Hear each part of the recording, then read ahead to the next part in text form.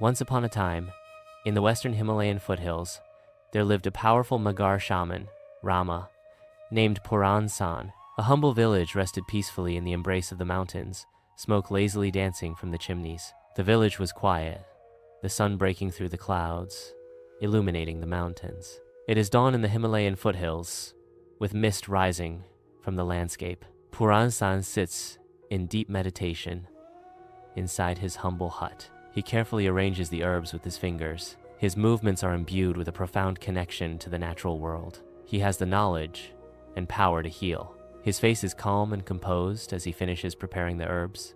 In the grand palace, the queen, radiant in royal attire, suddenly clutches her chest, a grimace of agony distorting her regal features. A heart-stopping moment as she collapses heavily onto the floor. Panic erupts among the courtiers, their faces etched with alarm. The king, his face a mask of desperation and fear, rushes towards his fallen queen. Puran San, summoned by the king, approaches the majestic palace gates. The palace guards stand awestruck, witnessing the arrival of a figure of immense power. He doesn't rush, but there's purpose in every step, like nothing else matters right now. An aura of healing power radiates from him, promising hope and renewal. Ready to use his extraordinary gifts, he embodies both strength and serenity. In the queen's chambers, Puran San begins a soft chant, his presence filling the room with anticipation. His hands, hovering over a glass of water, emit a faint, ethereal glow. The water shimmers faintly, reflecting the mystical energy that Puran San emanates. A palpable energy fills the queen's chambers as Puran San blesses the water. In the quiet of the queen's chambers, Puran San brings the blessed water to her lips. The queen drinks the blessed water, a delicate act of hope and renewal. Life returns to her as her pale complexion transforms into vibrant health. A faint smile blossoms on the queen's face, a sign of returning strength and vitality. The king watches, relief and gratitude flooding his eyes as he witnesses her recovery. Meanwhile, in the heart of the dark forest, 9 shadowy figures converge. They are the witch nieces of one black magic practitioner named Maidi. The forest itself seems to hold its breath, as if even the ancient trees fear the power these figures wield. Deep in the forest, flickering firelight reveals a coven of witches. Enraged by Puran San's intervention, they plot to make the queen fall sick again. The shadows deepen as the witches' venomous words fill the night. This time they also spread a rumor across the kingdom about Puran San. They say Puran San was actually a wizard, and that he deliberately made the queen fall ill time and again. In the grand palace, the king's rage erupts as insidious rumors besiege his throne. He raises his fist, preparing to slam it down on the throne. His voice booms, demanding justice. Puran San must be arrested. I will not tolerate such treachery in my kingdom. In the dimly lit hut, Puran San seems anxious. He gestures emphatically with glowing hands, his words laced with a desperate plea. You must keep my secret hideout safe.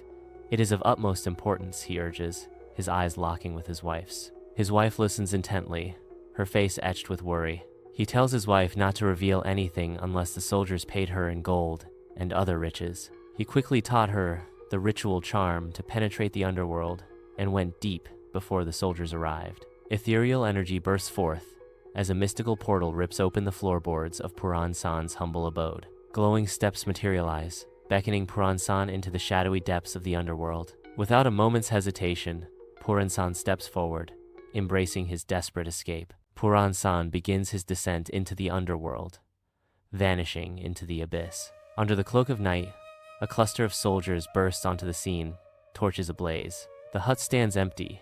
Puran San has vanished into thin air. The wife stands in the doorway, arms crossed, a stone wall of defiance. Where is he? Where has Puran San gone? Demands a soldier, his voice hard. Answer us. We know he was here. Deep within the underworld caverns, soldiers advance cautiously. An unsettling energy fills the air, the cavern wall shimmering with an otherworldly light. Their eyes scan the shadows, weapons raised, as they search for Puran San. The unnerving silence amplifies their unease as they delve further into the mysterious depths. In the heart of the underworld, Puran San stands defiant, a palpable aura of power emanating from him. Underworld, soldiers recoil in fear, their weapons and chains proving futile against Puran San's overwhelming force. "I will go with you on one condition.